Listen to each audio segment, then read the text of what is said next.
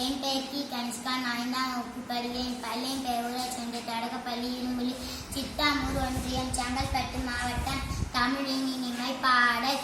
கனியிட ஏறிய சுளையும் மூச்ச கழையிட ஏறிய சாரும் பனிமலர் ஏறிய தேனும் காற்றும் பாகிட ஏறிய சுளையும் நன்மரசு பொழியும் பாலும் தென்னை நல்கிய குளிரில நீரும் இனியனை என்பேன் எனினும் தமிழை என்னுயிர் என்பேன் கண்டேன். புரட்சி கலைஞர் பாரதிதாசன்.